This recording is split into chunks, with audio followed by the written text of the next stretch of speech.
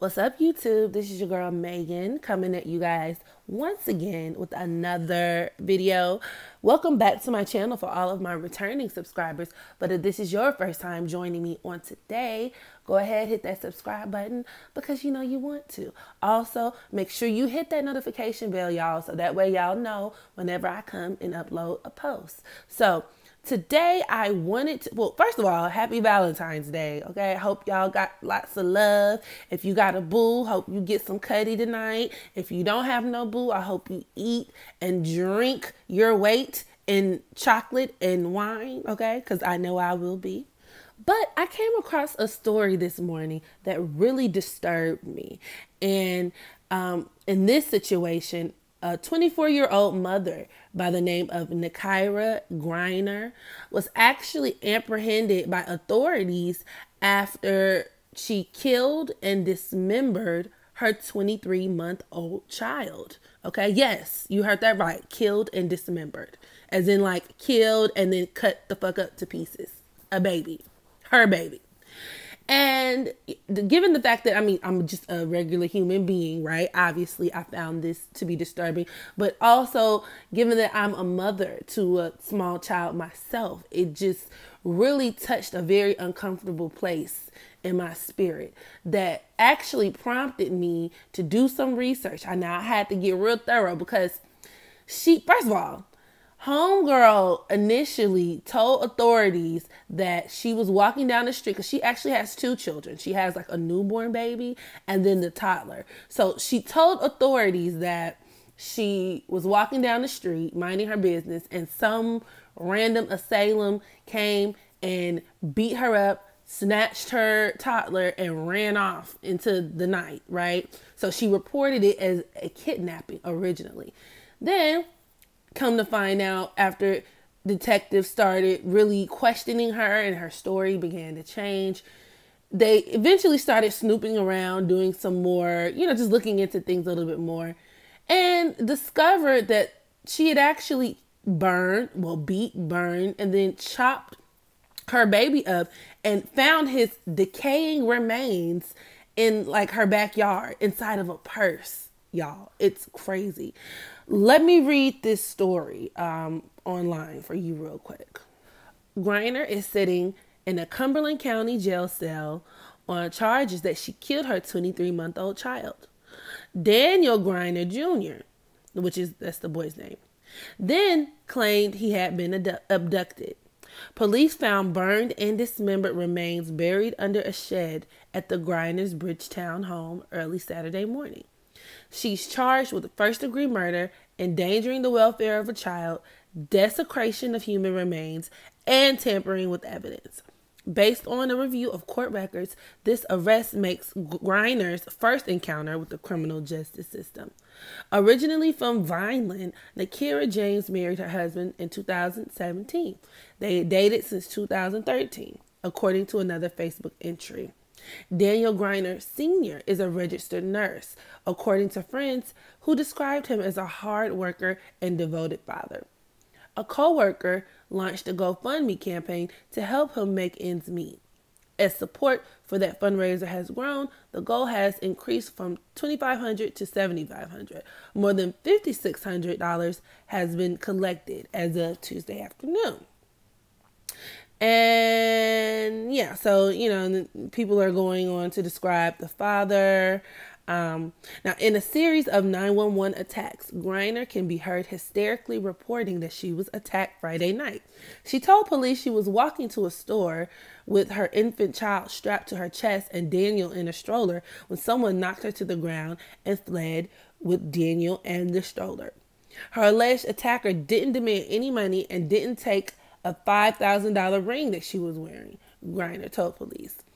She failed a polygraph test. It eventually told police she struck Daniel because he would not eat nor listen to her. Okay? And according to a criminal complaint, she admitted striking the child so hard that it left bruises on his face, and also claimed that he fell down a flight of stairs. Details of how the child died and when have not been made public. So, yeah, this is just a really unfortunate story. It's really sad. And the mom was very, very active on social media. And it's just so crazy because it's just like, you know that evil has no look to it, right? And I am a firm believer in possession, you know, just because I'm more of a spiritual person. I believe that a lot of people, depending on your natal alignments, what's going on in your chart, as well as just certain just where you are vibrating spiritually, whether you're a weak spirit or a stronger spirit, can open themselves up as portals, vessels of darker entities. And I think this is exactly what happened to this lady. And like I said, this prompted me to just do some research so that I can take a look at her natal chart. And she has one of those people, just the irony of her being so active on social media, because I took a look at her Facebook page. She was always talking about, you know, she seems to be pro-black, right? Pro-black, and always talking about the morality of people doing things to black people. But I'm like, you know, just once again, the irony. But I was able to get her birthday from her Facebook. So let's go ahead and take a look at her chart. So Nakira was born on May 6, 1994, which makes her a Taurus sun, Aries moon. Now that Aries moon kind of just jumped out at me, okay, because the moon represents your mother. It represents even your maternal instincts in a woman's chart. And it could play a huge role as far as like an indicator, so to speak, of your parenting style. And also, while I was just, you know, being nosy, going through her Facebook page, I noticed a post that she made that, and I should have got the screenshot, but I don't feel like going back to get it. And it was a meme that said, my mom, growing up, my mom beat my ass so much, one time she almost killed me. And she reposted that. And then her caption above it said, yeah, my mom used to hit me so hard that I had a black eye. And one time she made me tell the teachers at my school that I fell down the stairs, or that a sibling hit me, or something like that. And look, and I'm like, you know, that's not normal, right, sis? Like, that's not good. That's not, I wouldn't tell nobody that. And it was so chilling because, you know, just to know that later, like a few months later, she would actually be arrested for abusing and killing her own children in such a just a horrendous kind of way. So her Aries moon can actually be indicative of her having an abusive mother, as well as her going on to be a very abusive parent. Now her moon is conjoined to her Mars, with her Mars being in the 16th degree. Now this is very telling because 16 is a very challenging number to have in your natal chart, just in general, because it deals with a lot of tragedy, tragic circumstances. It can produce a lot of victim kind of victimization themes, you know. And your Mars also represents the type of men you attract in your life, the men in your life. So this aspect can actually point towards her being very aggressive and domineering with her husband as well. And it don't help the fact that he's a white man. And no tea, no shade, I love all of my Ivory Kings, my white brothers and sisters, but you know, it takes a certain type of a white boy to deal with a black woman. And if you're dealing with your kind of stereotypical black woman anyway. And judging from her Facebook post, she was very aggressive, not really aggressive, but outspoken is a better word. She came across to be very outspoken, very kind of like, I said what I said, period, type of woman, you know? So yeah, I would, and then that with this aspect, I'm pretty sure she ran him over. She literally wore the pants in that relationship. And this conjunction can even point towards Nakira's parenting style with her own sons, because this placement is very indicative of somebody who is very physical, hands-on, and in worst case scenarios, even beats their children. And with her Moon and Mars squaring her Neptune, this could even point towards Nakira looking at men as weak. So this reinforces her being like a very domineering type of woman. So, you know, her running her household, running her spouse or running them over type of thing. Her feeling like men are just weak, or maybe that she was surrounded by weak men. This could point towards her having some type of lack of, a father, a lack of a father figure in her life. This could lead to somebody who just attracts pushovers, weak-willed men that she could kind of assert and impose her will upon. And this aspect creates somebody who has very like random, not really random, but like sudden bursts of anger, very violent fantasies, things that she kind of fantasizes about. She might have even dreamt about doing something like this for a long time, but they tend to lose control sometimes, especially depending on what else is going on in her chart. These people can like lose their ability to constrain themselves and control themselves, and can, especially with that Aries energy, because Aries is very impulsive. These people can sometimes kind of like have these, breaks from reality, to where they're like acting out vile impulses and scenarios that they created in their heads. And with her Neptune being in the sign of Capricorn, this aspect can produce somebody who tends to kind of get off, who gains some type of perverse satisfaction in dominating or taking advantage of weaker people, weaker willed people. So of course this could be like I said, her husband, or men who are just kind of weaker willed or pushovers, but even individuals who can't defend themselves, like children, babies, old people. Now, her Venus is at the 12th degree of Gemini, and that number 12 deals with sacrifice. And this could represent her lying, like her coming up with that contrived story about her son being kidnapped to authorities in order to cover up her actions. Now, her Venus is conjoined to Ceres, her asteroid Ceres, which represents the child, your children.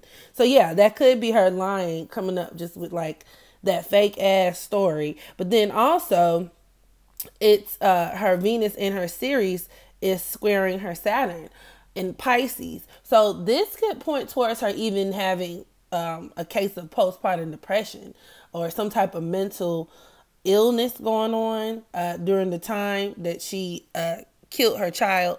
But then this could also represent somebody who is naturally kind of detached or disassociated with their own children. Like there's this kind of element of connection that's really missing. This could even represent Nakira like secretly resenting being a parent, her feeling like her children were a burden to begin with. And it doesn't help that she is a Scorpio North node. A lot of people with Scorpio, either Scorpio South nodes or North nodes, tend to be drawn to darker parts of life. Now, her Jupiter and her Pluto are conjoined to her Scorpio North node, and they're opposing her sun. And this could deal with the death of a child. Now, her Chiron is at the 2nd degree of Virgo, which can deal with somebody being very controlling, somebody who is very critical, somebody who more than likely experienced some type of issue earlier in life to where they felt like they were like out of control, like they didn't have any control over their immediate surroundings, which makes sense, especially given if she was abused growing up, which I strongly feel like she was. And then her Chiron is actually squaring her asteroid Ceres. So this could deal with her even being like just a neurotic kind of mom, like a nutcase, very like controlling. She wants things done a particular way, any little thing kind of can put her off or send her off on a tangent.